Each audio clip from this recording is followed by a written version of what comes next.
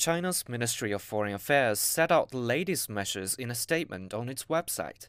It says the China-based branches of Voice America, the New York Times, the Wall Street Journal, the Washington Post, and Time must declare in written form information about their staff, finance, operations, and real estate in China.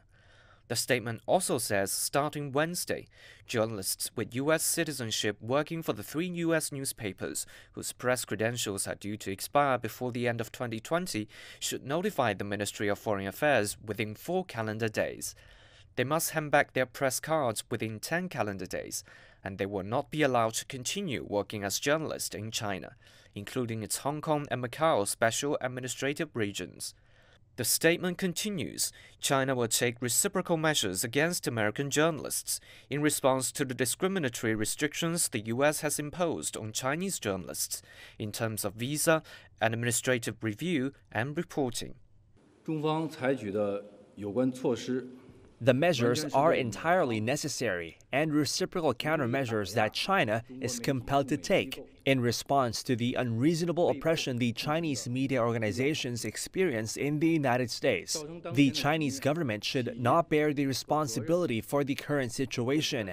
If any American media have doubts about that, it can go and ask the U.S. administration. 他们可以去向美国政府去提出 In response to China's latest move, U.S. Secretary of State Mike Pompeo earlier said he hoped Beijing would reconsider.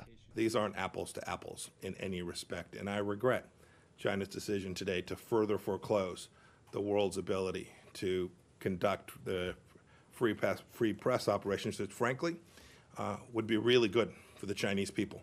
The row started last month when Washington reclassified 5 Chinese media organizations in the U.S. as foreign missions. These include the Xinhua News Agency and CGTN. And earlier this month, the U.S. cut the number of their Chinese employees working in the U.S. offices from 160 to only 100, which means more than 1/3 of the Chinese staff have to leave. Despite China's latest countermeasures against the U.S., the country said foreign media organizations and journalists who cover stories in accordance with laws and regulations are always welcome.